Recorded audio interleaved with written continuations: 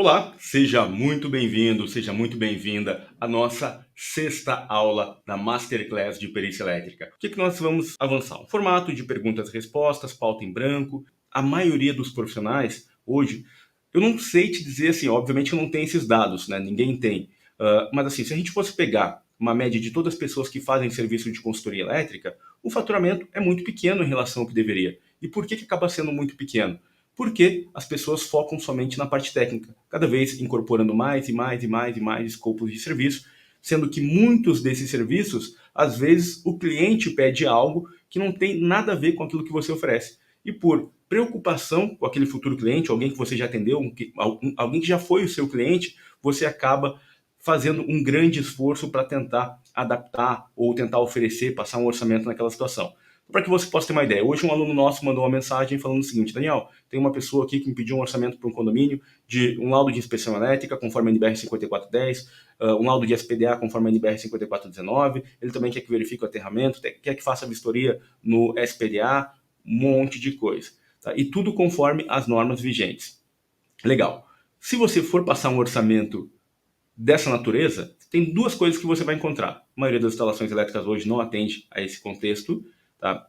E aí nós temos outro cenário que é a quantidade de horas técnicas que você gastaria para fazer um laudo como esse é muito grande. Então, o que eu comentei com ele? Falei, eu não faria esse serviço, eu particularmente nem trabalho com laudo de SPDA. O que eu posso fazer numa situação como essa é um laudo das instalações elétricas, mostrando para ele tudo que precisa ser feito posteriormente, porque são diversos serviços. Se você colocar tudo em um pacote, e muitas pessoas vão acabar passando o orçamento dessa forma, vão entregar para ele uma coisa qualquer. E nós temos um posicionamento muito diferenciado em relação a isso, que nós vamos procurar compartilhar com vocês através de todos os nossos conteúdos gratuitos que nós já temos pronto e mais esses ao vivo. E o grande erro dos profissionais, às vezes em situações como essa, é querer abraçar o mundo, querer abraçar um monte de serviço que muitas vezes vai demandar um monte de tempo, até mesmo para fazer a proposta de honorários, um estresse gigantesco, uma correria. O cliente não vai querer pagar por aquela quantidade de horas, e aí você precisa refletir e se posicionar de maneira adequada no mercado em relação aos serviços que têm maior valor agregado. E por que isso é importante? Obviamente, para que você possa ter mais tempo para focar na parte estratégica, não ficar tanto tempo somente fazendo serviço, ter tempo para vender e estruturar a parte comercial também. Então, isso aqui foi uma pincelada do que nós já vimos até então, e para comentar um pouquinho com você sobre como que foi a minha jornada nessa área, tá? Eu comecei um pouco tarde. Eu terminei o curso de eletrotécnica com 24 anos. Logo que eu terminei o curso técnico, fui trabalhar como eletricista de rede de distribuição lá na antiga S-Sul, em Uruguaiana. Tudo que eu não queria quando eu fosse terminar o curso técnico era subir em poste, trabalhar, porque eu sabia que era perigoso, e realmente é uma profissão um pouquinho perigosa. Eu particularmente acho, tive a experiência durante um ano, e aí depois disso eu passei no concurso da Copel. E ao passar nesse concurso da Copel, vim morar no Paraná. Na antiga S-Sul eu trabalhava em Uruguaiana, no Rio Grande do Sul, depois eu vim para o Paraná. E aí, posteriormente, eu fundei a Perícia Elétrica, pedi demissão de um concurso de 10 anos na Copel e resolvi empreender. Revendi o meu apartamento, arrisquei tudo que eu tinha e pensei o seguinte: o que de pior pode acontecer? Poxa, o que de pior pode acontecer é eu perder tudo. Mas se eu perder tudo, tem uma única coisa que ninguém te tira, que é o conhecimento. E obviamente que o conhecimento que você adquire quando você está perdendo é muito maior do que o conhecimento que você adquire quando você está em uma zona de conforto. Eu não sei qual que é a sua situação nesse momento, mas talvez você esteja em uma zona de conforto. Em um mundo onde as coisas estão mudando muito rápido, cada vez mais rápido, de maneira exponencial, se você está fazendo hoje o que você fazia há 5, 10, 15 anos atrás, obviamente que você está em um grande risco. E a melhor forma para você sair desse risco também está relacionado com você sair da sua zona de conforto. E é sobre isso que nós vamos conversar essa noite. Eu vou compartilhar com vocês toda a minha jornada, a experiência, através de perguntas que vocês vão me fazer e eu vou responder. Ok? Então vamos lá, vamos começar aí, galera. Tipo, vocês estão aqui hoje por um motivo, tá? E aí eu vou dar uma dica para vocês. Vocês têm duas opções. Na realidade, talvez três, né? Tá aqui só de corpo presente, primeira opção. A segunda opção é pensar o seguinte: caramba, já que eu tô aqui, eu vou aproveitar esse momento e mandar pergunta aqui e tal e sanar as suas dúvidas. Essa é a melhor de todas as opções, porque algumas pessoas, por vergonha, talvez vão ficar esperando que outra pessoa faça a pergunta que ela gostaria. Então, o que é melhor? Você fazer a pergunta, indiferente do que seja a pergunta, para que eu possa te ajudar nesse momento. Porque se você está colocando o teu tempo para estar aqui comigo, e eu também estou colocando o meu tempo aqui para te ajudar, o que a gente pode fazer para tirar o melhor proveito desse tempo, ok? Galera, sobre perícia judicial e extrajudicial, como eu posso te ajudar? Reflita sobre isso, tá? Tô aqui para te ajudar, mas eu preciso que você me diga o que está batendo aqui no coração. Hoje você está pensando em empreender, está com receio de que pode dar errado, você quer saber sobre faturamento, sobre serviços, sobre qual que é o melhor caminho. Obviamente que eu não tem perguntas que podem surgir aqui que eu não vou saber responder, mas eu vou compartilhar com você pelo menos uma direção do que você pode fazer para poder ter aquela resposta se eu não souber te responder. Então, vi uma pergunta aqui. Legal, pergunta do Fábio. Boa noite, sou eletrotécnico, gostaria de saber se posso fazer laudos sobre periculosidade. Então tá, vamos lá. Periculosidade, para você fazer esse tipo de laudo, você precisa ter formação em engenharia de segurança do trabalho, ok? Então, uma formação complementar. Eu não posso fazer esse tipo de laudo também, mesmo tendo a formação em engenharia elétrica. Perfeito, Fábio? Mas existem diversos outros laudos que você pode fazer, ok? Então, espero ter ajudado aqui em relação a isso. Outra pergunta, acabei de me informar, do Michel. Mesmo não tendo experiência, qual seria o melhor conselho para quem está começando? Legal. Boa essa pergunta. Michel, eu terminei a faculdade com 35 anos, cara. 35 anos. Eu estava em um concurso onde, se eu tivesse na Copel hoje, eu estaria ganhando mais de 12 a 13 mil reais brincando. Poderia ter uma renda complementar com a minha formação, se eu trabalhasse algumas horas por fora, como perito judicial, por exemplo. Até não, porque perito judicial teria conflito com a Copel, tá? Mas teria projeto, alguma outra coisa que poderia se encaixar.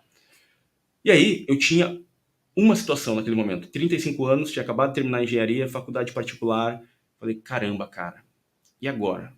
Pô, tá vindo uma galera, 24 anos se formando, tinha pessoas que trabalhavam comigo na Copel com 25 anos, 26 anos com mestrado, já indo pro doutorado. Falei, caramba, o que eu vou fazer? Como é que eu vou encontrar, alcançar essa galera? Não tem como, cara. E aí eu pensei o seguinte, na realidade comecei a estudar no último ano da faculdade, eu adiantei a faculdade, fiz em 4 anos e meio, antecipei muita matéria mesmo, e aí no último ano eu já estava estudando para concurso, direito constitucional, administrativo, previdenciário, eu queria fazer concurso federal.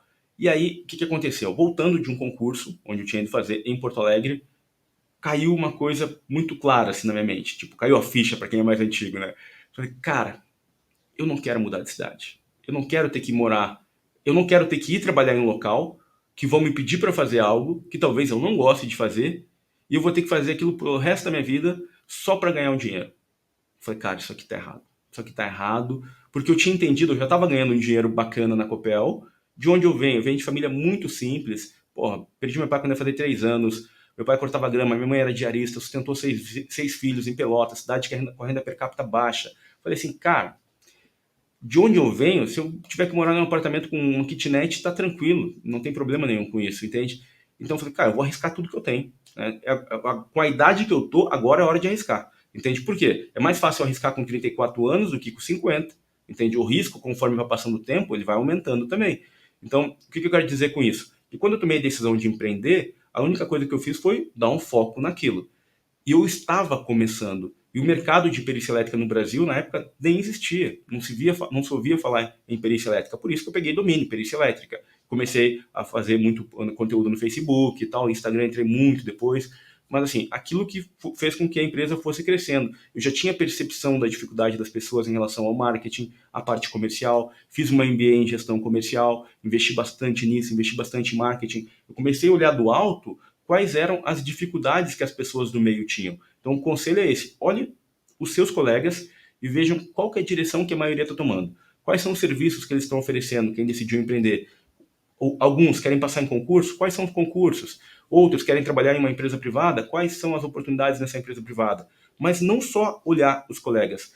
O mais importante é você pensar qual que é o estilo de vida que você quer ter, com base naquilo que você sabe que você vai ter ao empreender, que obviamente vai ser, às vezes, ter que trabalhar um pouco mais, fora do horário, sábado, domingo, mas também tem um lado bom, que às vezes você vai tirar uma semana de férias, quantas vezes você quiser no ano, se você tiver uma empresa rodando bem, com faturamento legal, tá?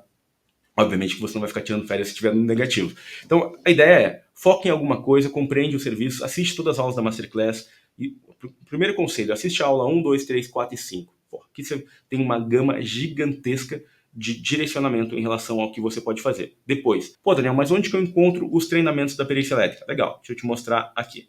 Então, aqui nesse site nós temos o quê? A Perícia Elétrica Play. O que é a Perícia Elétrica Play?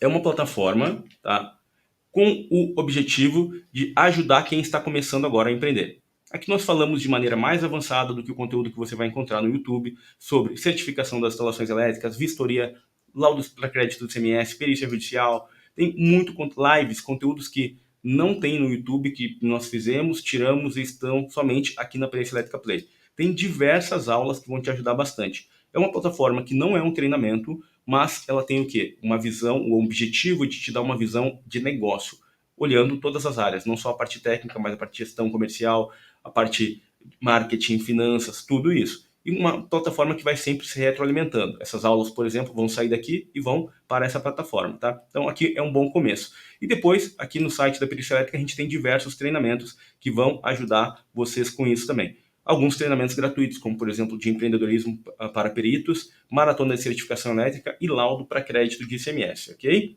Então, tudo isso são conteúdos que vão ajudar vocês, quem tem dúvidas sobre o mercado de consultoria e o mercado de perícia elétrica. Perfeito? Então vamos lá, vou respondendo mais perguntas aqui. Vamos ver aqui. É válida a ideia de ter um analisador de energia para ser colocado em perícias nas cidades com problema de abastecimento de energia? Final de ramal? Tá, Wagner. Não, Wagner, não sou da ideia, porque é um serviço que... Vamos lá, vamos falar um pouquinho sobre qualidade de energia. Trabalhei com isso na antiga S-Sul também. O que acontece? Você tem níveis de tensão, adequado, precário e crítico. Só que quando existe uma suspeita, tá, em final de alimentador, eu trabalhei com um projeto de redistribuição também na Copel. Quando existe uma suspeita, você pode pedir para a concessionária fazer uma leitura daqueles níveis de tensão. Então ela vai deixar um tempo, o equipamento, fazendo a leitura naquele final do alimentador, principalmente em área rural, por exemplo. Às vezes eles utilizam um regulador de tensão. E aí, se tiver de acordo com o número de amostragem, se for classificado como precária, por exemplo, ou crítica, aí eles tomam as devidas providências, no caso, né, para poder resolver aquele problema. Mas não é algo que vale a pena fazer esse tipo de serviço. Hoje em dia as concessionárias estão bem melhor do que eram antigamente, então eu não faria, tá? É um investimento alto, você vai ter poucas pessoas procurando por isso, vai ficar com o mico ali parado, tá? Para essa situação. Ok? Então, Aldo, tem uma dúvida peculiar, sou engenheiro eletricista, já estou cadastrado no banco de peritos, judicial do meu estado, já fui no PIAD em alguns processos, mas estou aguardando o processo. Show, Aldo, mas eu não entendi a tua dúvida ainda, tá? Se você puder me esclarecer um pouco melhor. Ok, Daniel, João, boa noite, tudo ótimo. Gostaria de saber como que você faz para elaborar os quesitos técnicos no caso que você é chamado para assistente técnico. Legal, João. Vamos lá. Vamos pensar no mercado de perícia elétrica, ok? Existem duas segmentações, perícia judicial e perícia extrajudicial. Perícia extrajudicial, isso aqui está relacionado a um universo onde os laudos que nós fazemos não tem um juiz envolvido, não tem os advogados, nós entregamos diretamente para o cliente final. Por exemplo, um laudo para crédito do CMS, uma certificação elétrica, são serviços que a gente faz, entrega para o cliente final, ele paga pelo serviço. Agora, na perícia judicial, existe o quê? O juiz, existe os advogados das partes, autor e o réu. Só que, o que vem acontecendo no Brasil? Muitos casos de fraude no consumo de energia elétrica. As concessionárias estão investindo muito nisso, muito, em equipe de fiscalização. E elas, muitas vezes, acabam multando de maneira inadequada, com valores muito mais altos do que deveriam. Por quê? Elas estimam que ocorreu um degrau de consumo, muitas vezes, há 5, 10 anos atrás, pegam aquilo como uma referência e extrapolam. E onde que está isso, Daniel? Lá na resolução 414, na resolução 1000, de acordo com a data da emissão do TOE. E muitas vezes, quando a pessoa recebe uma multa por fraude no consumo de energia, essa multa pode ultrapassar 3, 4, 5 milhões de reais. São valores altos, obviamente que nesse caso estou falando de indústria. E os advogados não têm conhecimento sobre isso. Assim, advogado em relação a esse tema, pouquíssimo escritório de advocacia.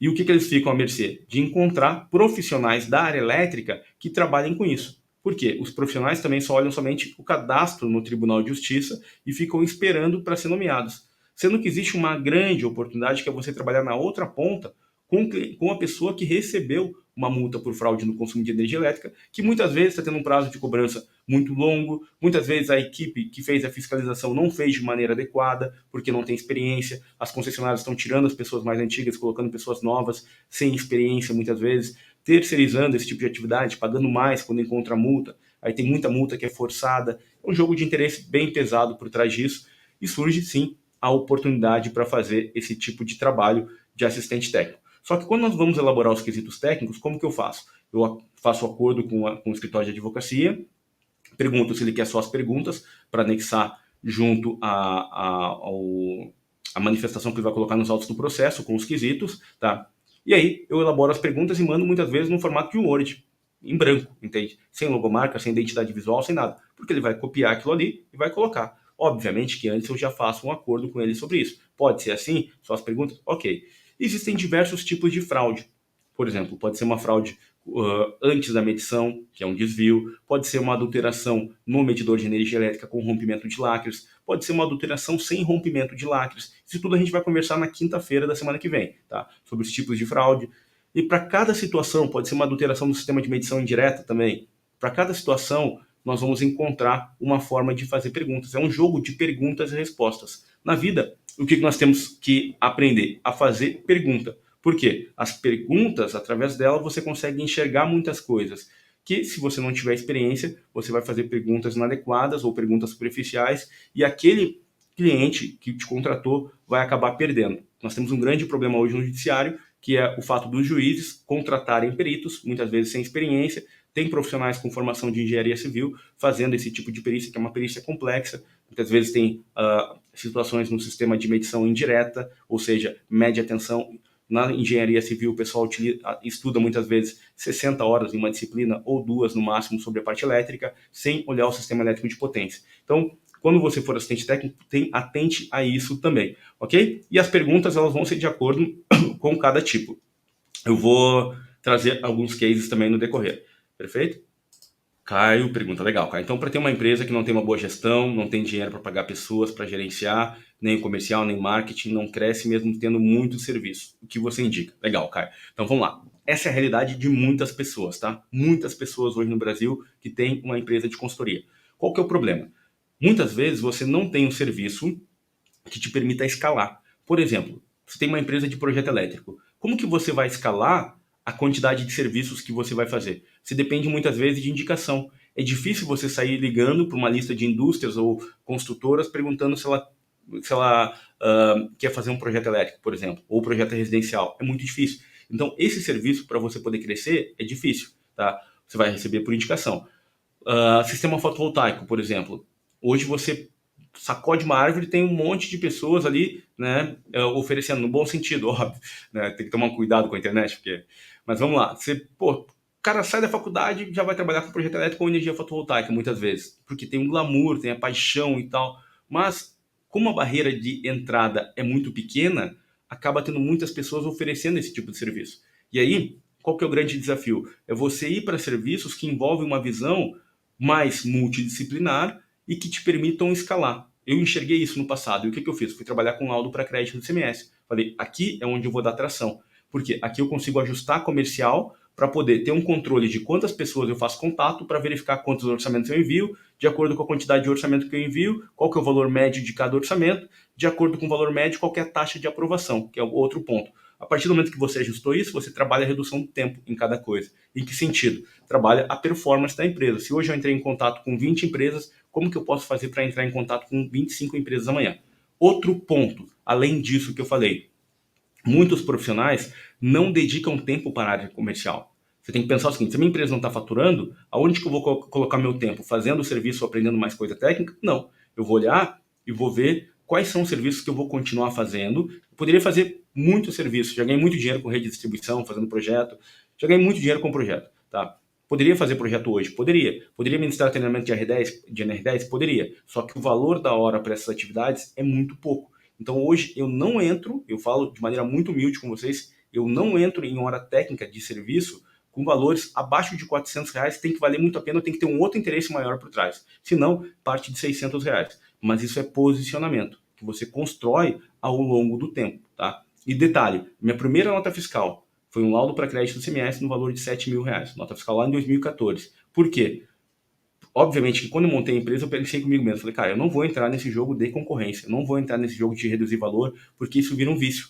E após virar um vício, fica muito difícil você quebrar esse paradigma. Então, se você não está conseguindo vender serviço, um exemplo para vocês, o que é importante fazer? Refletir sobre o que vão limpar, o que vão continuar, e esses que vocês vão continuar, pegar um serviço para poder dar tração e tentar abrir frentes através de prospecção ativa ou investimento em marketing, por menor que seja, no Google, tá? Facebook não é tão adequado para isso, mas sim no Google. Mas outra coisa importantíssima, tá?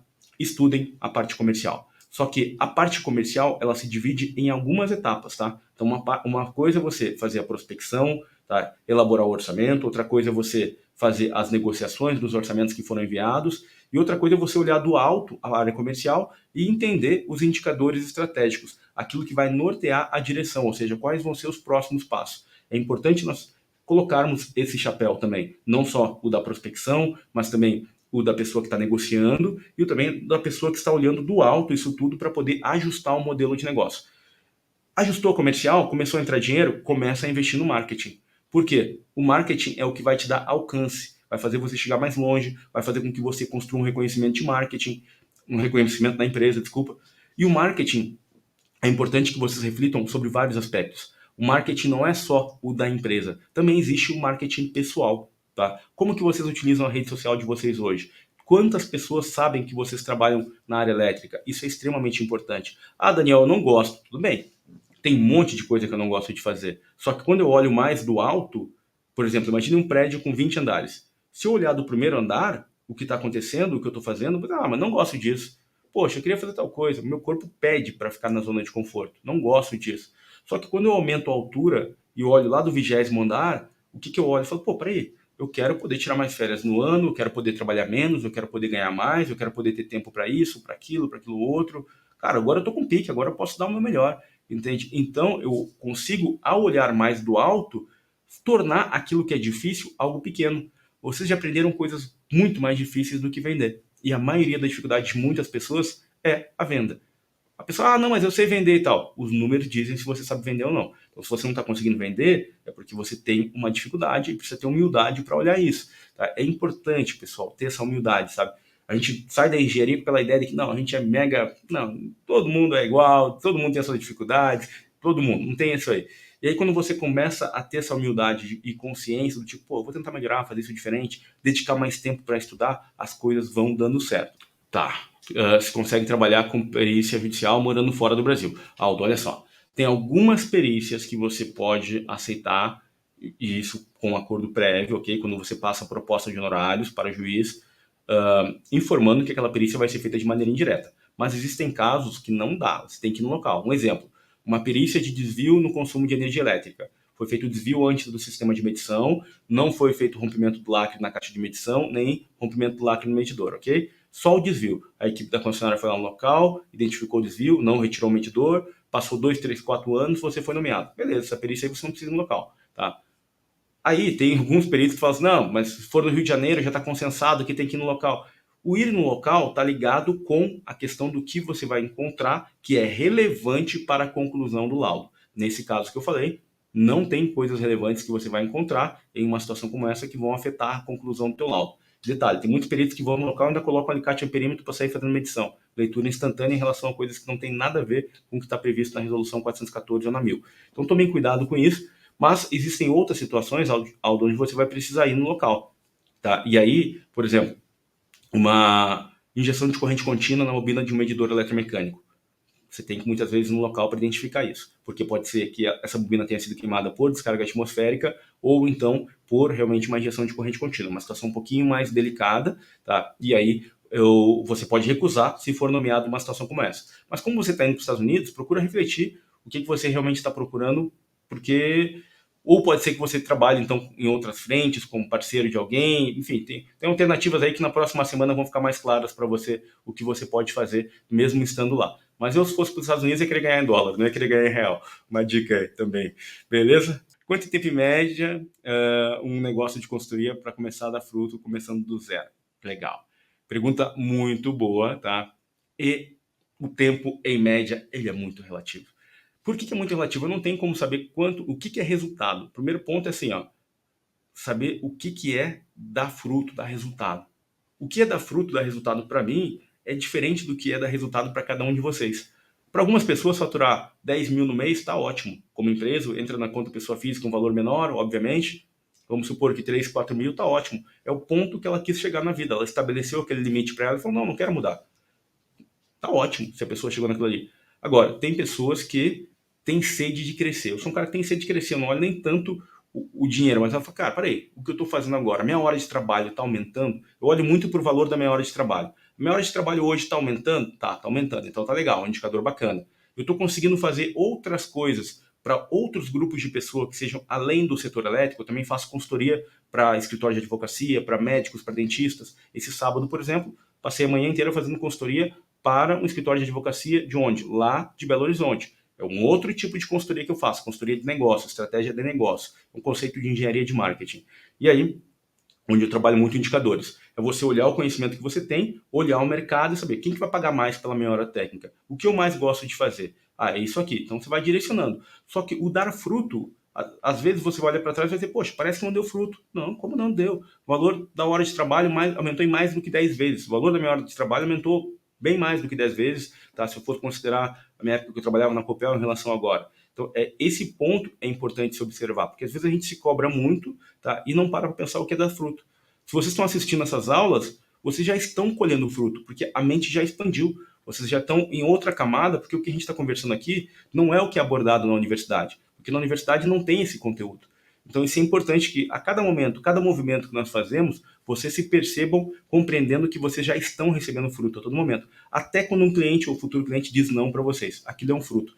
Quando você perde algo, aquilo também é um fruto. É uma oportunidade de você observar, tomar melhores decisões, reavaliar a sua vida. Isso é extremamente importante, ok? Então, respondendo, não tem como dizer, porque depende muito de cada pessoa. Algumas pessoas vão querer acelerar, eu gosto de acelerar as coisas, tá? No sentido de, pô, tem coisa que eu posso fazer em um ano. Legal, mas eu poderia fazer em um mês? Tá, sim. Quanto muda a minha vida se eu fizer em um mês e não em um ano? Tanto. Então, vou fazer em um mês, tá? Como a faculdade também, antecipei. Então, quando eu for auxiliar ou for questionado por um perito civil, posso pedir a impugnação dele pelos motivos que ele não tem amplo conhecimento na área elétrica? Cortês, tá. Tema delicado, sabe? Por que delicado? Porque existe um jogo de interesse pesado, desde o Confea, tá, em relação a isso. A categoria da engenharia civil, ela tem muito mais pessoas. Vamos supor que para cada um engenheiro eletricista tenham, sei lá, 5, 7, 8, 10 engenheiros civis. Estou chutando aqui esse número, tá? E as pessoas que estão no sistema Confea, entre outros tantos que têm uma certa influência, elas têm como predominância profissionais com formação em engenharia civil que foram eleitos por votos. Então, qualquer coisa que está relacionada em relação a isso, nós temos que articular muito bem. Articular muito bem em que sentido? No convencimento do juiz. Você pode ir lá, entrar no site da USP, por exemplo, tirar, né, um print, colocar no teu documento informando, olha, esse profissional aqui estudou 60 horas sobre eletricidade, pega umas 2, 3, 4, 5 universidades, pega uma média, você vai ver que se pegar a média, tem casos onde a carga horária de estudo não vai passar de 80 horas.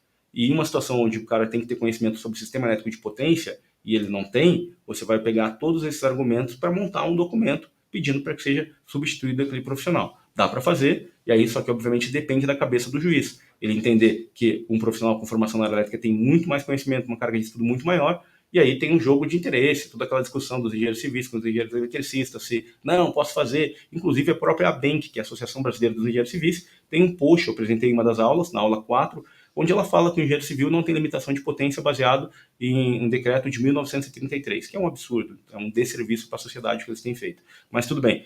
Creio que eu tenha passado um bom norte aí em relação a isso, tá? E eu ajudo, essas coisas eu gosto de ajudar também, pessoal. Que é uma briga que eu compro, beleza? Grande Rodrigo, tudo bem? Como é que você tá, meu amigo? Rodrigo, como conseguir clientes que necessitam perícia elétrica extrajudicial? Legal, então tá. Primeiro ponto é assim, ó, quais são os serviços que você tem? E aí, vamos pensar assim, ó, o problema do mercado. Na realidade, não é olhar o serviço. Eu costumo dizer que a melhor coisa que nós podemos fazer é olhar o mercado. Por quê? Olhando o mercado, eu consigo enxergar os problemas que existem aqui. E como que eu resolvo esse problema? Uma empresa foi feita para resolver problema, não para oferecer os serviços que ela tem. Entende? Tem uma diferença aqui muito grande, que é, eu quero trabalhar com isso, isso e isso. Legal, mas quais são os problemas do mercado? Esses. São totalmente diferentes. As expectativas são diferentes. O que nós precisamos fazer é alinhar a expectativa. Então, o que vem acontecendo no mercado? em relação a serviços de perícia extrajudicial. O número de incêndios vem aumentando cada vez mais no Brasil. Muitas mortes que nem sequer são contabilizadas. Os dados que nós temos hoje, em termos de quantidade, tem uma taxa de extorsão que ninguém sabe mensurar, se é o dobro, o triplo, 10 vezes mais, 20 vezes mais. Por quê? Nem tudo que acontece de acidente com origem elétrica vira notícia. E aí, obviamente que nós temos um grande problema, que são as construtoras, que estão contratando profissionais cada vez com valores menores, com formação cada vez mais rasa. Isso tudo, consequentemente, gera o quê? Um problema para quem compra edificações, porque nessas edificações, vocês já viram eletroduto inadequado, eletroduto corrugado no jardim, painel feito de maneira inadequada, projeto elétrico entregue sem o as-built. O pessoal fez o projeto há 1 ano, 2, 3 anos atrás, uma série de modificações, entrega uma cópia no CD, sem o as-built, não tem RT, não tem responsável técnico, começa a dar um monte de problema.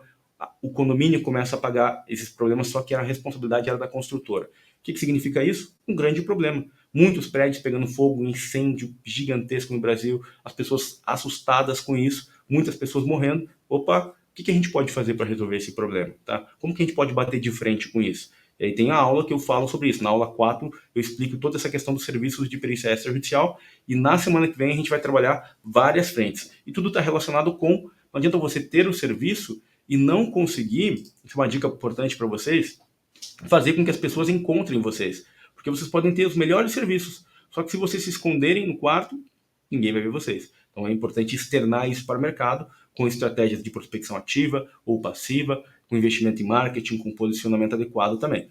Perfeito? O problema e a estratégia para que vocês possam ser vistos. São duas coisas bem importantes. Padrões de... Eu não trabalho hoje com padrões de ligação, tá? Então a minha dica, Ricardo, o que seria? Eu não entendi bem. Se você estiver trabalhando com isso ou quiser trabalhar com padrão de ligação, porque o que acontece? Quando você tem um padrão, tanto em baixa tensão e média tensão, a concessionária vai mandar uma equipe para fazer a ligação, essa equipe vai fiscalizar se está de acordo ou não. Eu já trabalhei com isso na antiga Sul, tá? E nós tínhamos, as concessionárias têm um padrão, que é as normas técnicas, né, da própria concessionária, as NTCs, normas técnicas, no caso aqui da Copel, é a NTC, norma técnica da Copel, tá? Que estabelece esses padrões. E aí, com isso, você consegue, né, trabalhar. É uma área que tem uma certa demanda, mas é um outro tipo de atividade, sabe? Fiz uma análise de uma fatura após troca do medidor bidirecional, quase todos os casos teve aumento em torno de 30%. É possível que esses medidores estejam com problemas? Tudo é possível, tá? O medidor pode ter problema, sim, e aí se resta a dúvida em relação a isso. O que pode ser feito é solicitar uma calibração por parte da concessionária de energia. Ligar para o 0800 e falar, olha, a gente está com uma suspeita aqui assim, assim, assim, tá? Mas eu não vou muito pelo cliente, tá? Então tem N variáveis em torno disso. Esse aumento de 30% foi em que período? Foi, né, 1 mês, 3 meses, 6 meses, tá? Quais foram as alterações que ocorreram dentro da empresa? Esse tipo de serviço eu nem pego. Quando chega uma demanda dessa, eu falo, olha, faz o seguinte, entra em contato com a concessionária, pelo 0800 lá, pega o número da concessionária e diz que existe uma suspeita no medidor, se não tiver nenhum problema interno. Uma coisa que eu te recomendo também é verificar a instalação elétrica interna. É coisa que eu resolvo rápido. Chegou, eu já resolvo em 2, 3 minutos para não gastar tempo com aquilo que não tem resultado financeiro. É muito importante vocês serem focados nisso aí, tá? A princípio padrão de entrada é constatado quando falta aterramento.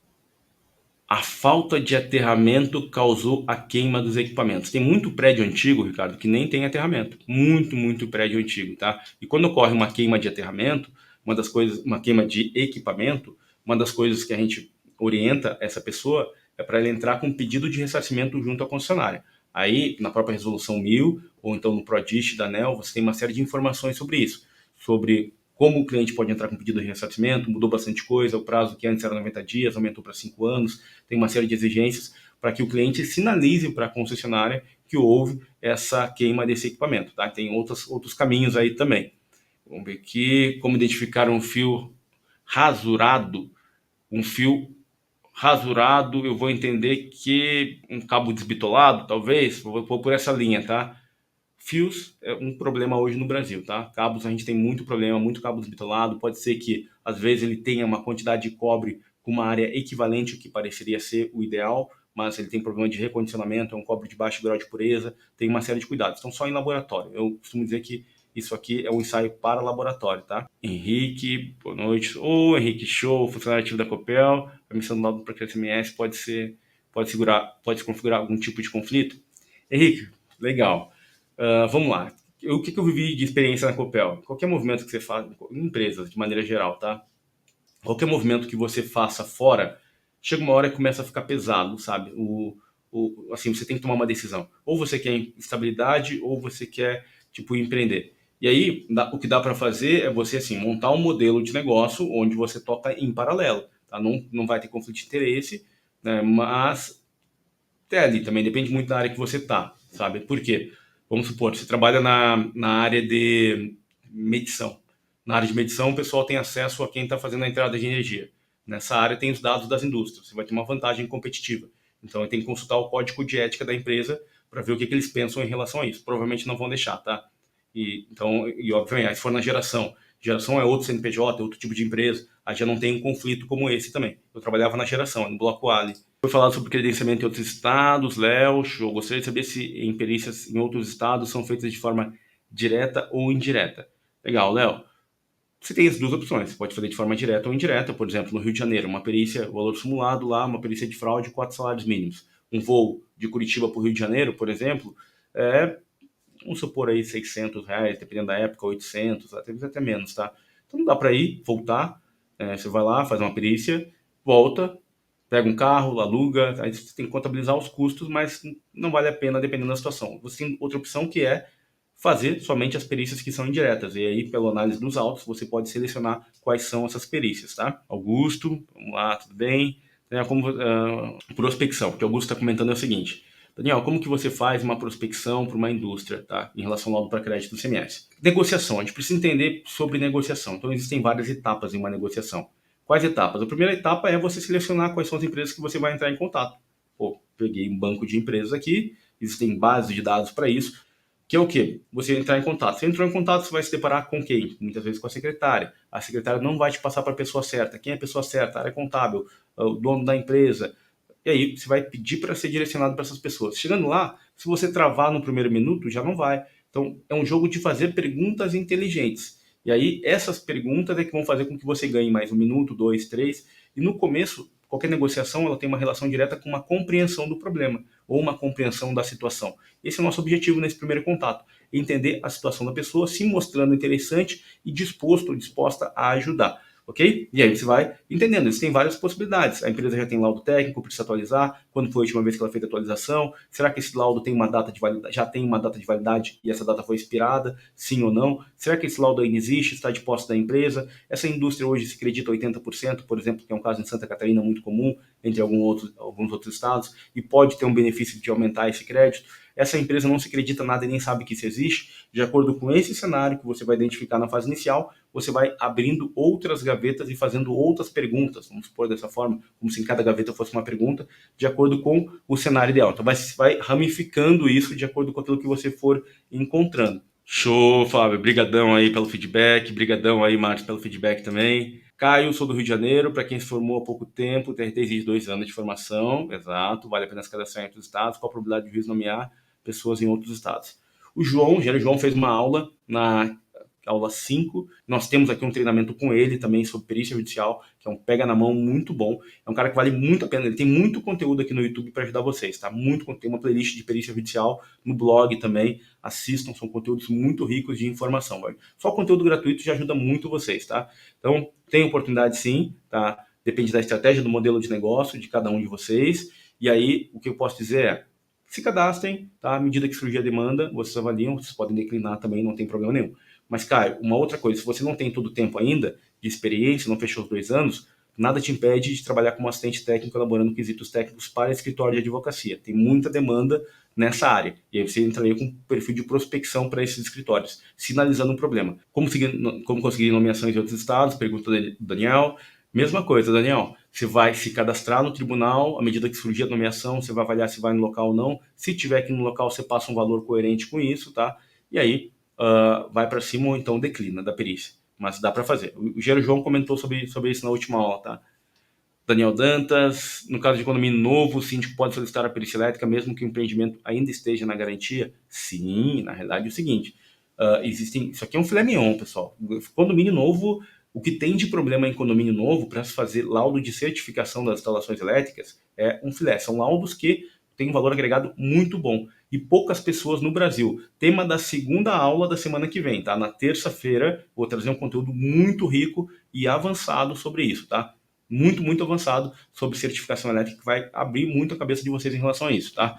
Tem muita oportunidade, tá? O síndico pode fazer, é um laudo que ele vai fazer, vai nos contratar. Com esse laudo em mãos, o síndico entrega para a construtora e fala, ó, construtora, aqui tem eletroduto instalado no jardim, errado no jardim, tem risco de ter cabo desbitolado, tem esse problema no painel de bombas, tem esse problema aqui na instalação do sistema de aterramento ou no SPDA, enfim, uma quantidade, eu vou apresentar uma quantidade de problemas que eu já peguei gigantesca. Já teve prédios que eu fiz o laudo que o prédio precisou ser evacuado para o pessoal poder fazer toda a reforma que tinha que ser feita após esse laudo. Um laudo que envolveu até a troca dos painéis internos dentro de cada condomínio. Risco de incêndio, gigantesco. Então isso aqui é um mercado muito bom e tem poucas pessoas trabalhando. O da RJ, trabalho no Light, e não posso estar show. Então tá. Consegue sim, Daniel. Dá para atuar. Tem outras concessionárias próximas no Rio, se não me engano, são 3 concessionárias. Não lembro bem agora, mas acho que a gente já conversou, né, Daniel? Não lembro bem, mas acho que foi até talvez você que comentou sobre isso. Não lembro quem comentou. Trabalhar com laudo de NR10 vale a pena? Eu já não trabalho mais com isso, sabe? Por que não trabalho com NR10? É muito difícil você prever a quantidade de horas envolvidas na entrega do cliente. Muitas vezes a expectativa do cliente é isso, só que quando você coloca a quantidade de horas para entregar isso aqui, tá? Você percebe que muitas vezes é um volume gigantesco. E é muito difícil prever de maneira antecipada a quantidade de horas que você vai gastar para realizar essa atividade. Depende se a empresa vai ter técnico, se vai ter engenheiro, você vai ter que ir no local fazer um diagnóstico prévio. Às vezes o cara não vai querer pagar a hora técnica. Tem muita gente também fazendo esse tipo de serviço. Então o valor da hora técnica, ele é menor e você tem uma dificuldade maior para conseguir clientes. Então eu fujo desse tipo de serviço, sabe? Que o valor da hora técnica é menor, tem mais pessoas oferecendo, mas é uma opinião pessoal, tá? Então vocês façam um filtro. Obviamente que tem pessoas que ganham bastante dinheiro com qualquer tipo de serviço que eu estou falando aqui. Obviamente que tem, tá? Mas eu estou passando para vocês o que eu penso, para que vocês façam um filtro. Não é a verdade absoluta, é a minha verdade, o meu porquê em relação à minha visão de negócio, tá? Porque eu estou olhando como que eu posso fazer para aumentar o valor da hora técnica, para poder ter mais tempo livre, para ficar no estratégico e poder estudar mais e focar em outras coisas que vão aumentar ainda mais o valor da hora técnica. Então esse é o jogo que eu jogo. Estrutura compacta, baixo investimento. Então, por exemplo, agora eu estou aqui sozinho, em casa, fazendo isso aqui.